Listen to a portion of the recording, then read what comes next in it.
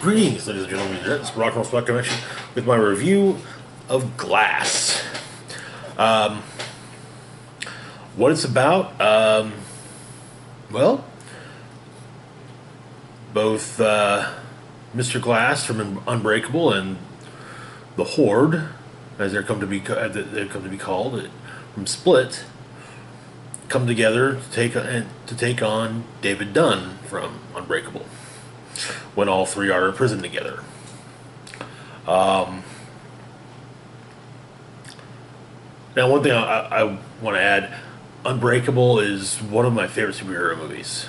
I've never listed my favorites, but it's up there. So, quick takes. Glass is a worthy sequel to at least Unbreakable, if not also Split. I can't really say because even though I meant to watch Split before watching this, I didn't. I thought it was, but you know, it appears to be well made through and through. Expands upon the universe created in Unbreakable and Split quite well. All right, so let's move on to the cast. We got James McAvoy as Kevin Crumb, or the Horde. The credits actually list all of the identities, including Kevin's the core identity of Kevin Crumb. But yeah, I'm honestly not going to do that because I don't want to use up too many cards. All right, so he's at the moment, untreated sufferer of dissociative identity disorder who tends to kidnap groups of women to punish while he's in the form, while he is, the identity known as the Beast is in control. Bruce Willis reprising his role of David Dunn from Unbreakable, which also McAvoy was reprising the role of Kevin from Split. At this point in time, David's heroic alter ego has been given various names by local media, though one that appears to be sticking is the Overseer, which him and his son seem to both approve of. Anyway, so he's the sole survivor of a train derailment 19 years ago, which he also survived without a scratch. Very durable and strong with a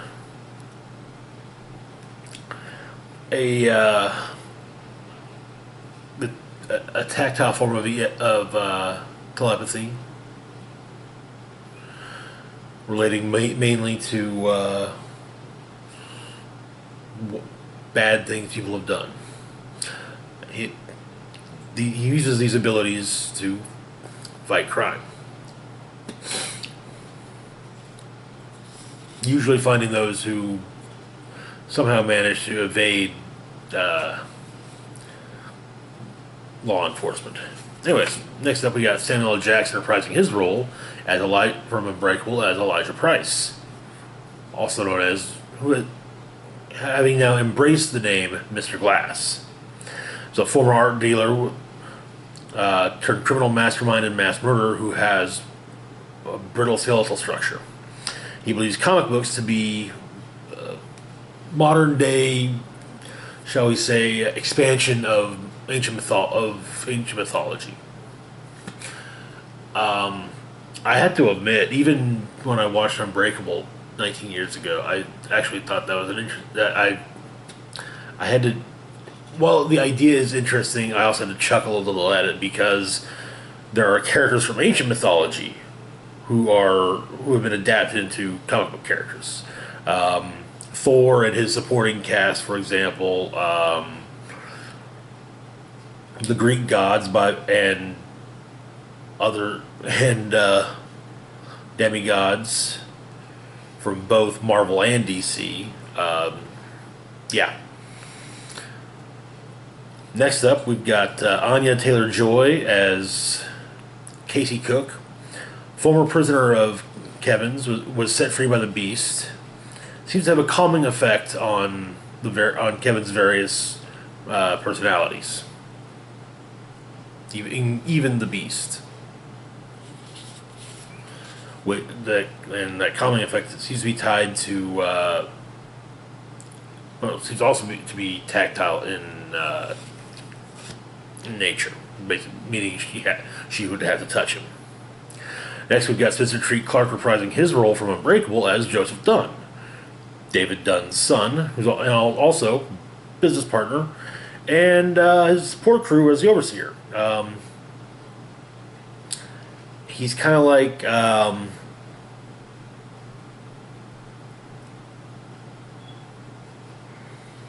Oracle back in the pre-New 52 Batman books, and Felicity in Arrow. I mean, he's not hacking or anything, but he, he's able to. He feeds David information. Next up, we've got Charlene Woodard as Elijah's mother. Sadly, neither movie do they actually name her aside from Mrs. Price. So, but yeah, Elijah's mother. She's appalled by his crimes, but she still loves her son and cares for him deeply. Next up, we got Sarah Paulson as Dr. Ellie Staple. She's a psychiatrist specializing in the study and treatment of those who think that they have superpowers, or are akin to comic book characters. Alright, so spoiler-free breakdown. Act 1, we've got the Horde has kidnapped 4 teenage girls, while David Dunn, as I mentioned earlier, now being called the Overseer in local media, searches for him before he kills again. Dunn catches up with the Horde and frees his captives, leading to a fight between the two, which ends with both being taken into custody by Dr. Staple, who wishes to treat the two, as well as Elijah Price, who caused the training derailment that Dunn survived. Dr. Staple has seemingly taken into account the strengths and weaknesses of all three, setting up faucets in David's room, as water was his weakness. Strobe lights in Kevin's room so that he can't, if in the event that how does he put it? In the event that a threatening personality is in control, she can use the strobe lights until a friendly one has as it's put by Kevin, the light. And also hundreds of cameras all over the hospital to keep an eye on Elijah, so that he cannot. The idea being that he'll always be being watched, so that way there's nowhere he will go that he can't be he won't be seen. So he can't do anything nefarious and take over the facility or anything like that. Anyway, so in Act 2, after an attempted group therapy with the three, or after Dr. Staples' attempted group therapy with the three, Elijah visits the Horde and recruits them into an escape plan. The following morning, Dr. Staple pushes up a medical procedure for Elijah designed to make him more normal, after having seen video footage of Elijah in the hallways. And it seems like the procedure works. Act 3, we learn that the procedure did not work, and Elijah reveals the procedure didn't work and puts his plan into motion, and even tells David of his plan, encouraging him to escape and try to stop him. This leads to a fight between the Beast and David in front of the hospital, while Elijah, his mother, Joseph, Casey, and Dr. Staples watch, with more than a few revelations made about various characters. Anyways, the ups and downs of the movie. I thought McAvoy was amazing as all the various characters. Really showing his range, I felt. Other performances, especially Jackson and Willis were great.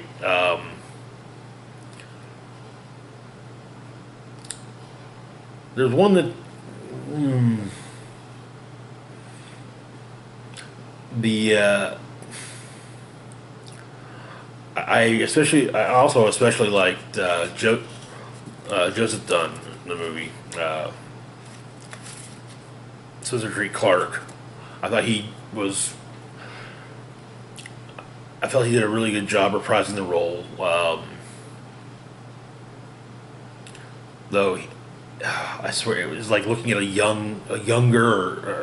much younger Jeff Anderson from the Kevin Smith movies for a while. Um, the twist, honestly, didn't seem, it. How do I explain it? It didn't seem to really come out of nowhere, but at the same time, it's not. It's still unexpected. It's like, oh, so that's the. All right. There's some excellent nods to Unbreakable, and I presume also Split as well. Again, I haven't watched Split, so I can't really say. The one that really caught me was M.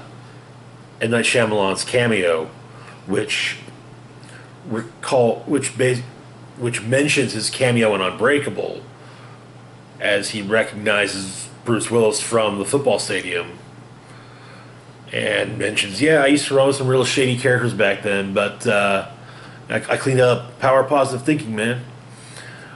As in Unbreakable, he's listed as being. It said that the character was a drug dealer who was dealing in the bathrooms at the stadium. So, the downs. The set. Okay, so the setup for. I mentioned David's cell having all the faucets and whatnot, and they're all. I should have mentioned they were all tied to a water tank outside, massive water tank outside, and also the Horde stuff. It's a mental institution, especially David with all the extra plumbing that had to be set up for it. Seem a bit much in the way of plausibility. It's the only way I can imagine this working would be that Dr. Staple set up had the cells made specially for them, and then just in the off chance that she was able to help the police bring them in.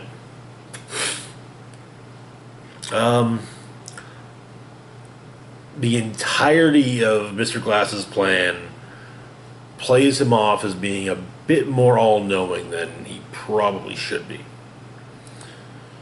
And Anya Taylor-Joy was really just kind of unremarkable, mediocre. I honestly, I think anyone could have played that role. Really, it just maybe I'll feel differently after I watch Split, but yeah, I was unimpressed with her. Anyway, so overall opinions and rating. I think it's an excellent superhero movie, and it stands alongside Unbreakable as and as being as good as. It doesn't bring Unbreakable down when it stood up next to some of the better licensed superhero movies. I think the pacing was great. You've got your first act. It's building towards the initial confrontation between David and the Beast. Then you've got the second act where everything slows down. It's therapy. And then the third act, everything's back up. We're back up to the fight. I thought it was very well shot, directed, written, acted. Yeah, I mean, with the exception of Miss Joy, and like I said, maybe my mind will be changed watching Split. I don't know. Honestly, I highly recommend this movie. I mean, unless you didn't like either Unbreakable and or Split. But yeah, I highly recommend this movie. Overall rating, I gotta say 4 out of 5. Easily. This was... Yeah. This is... I would say that 2019 is off to a pretty good start movie-wise. Not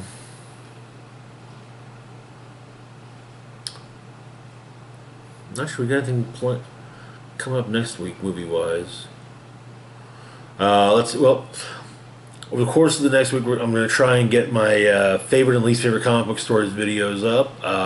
Got some others. There's other stuff too. Oh, you did too. But anyways, that's all I got for now. As always, feel free to like, share, and subscribe. Comment if you feel the need to. Hit the notification bell if you want to be kept up to date when I put up new content. This is Rock and Roll Spock signing off, saying live long and rock hard.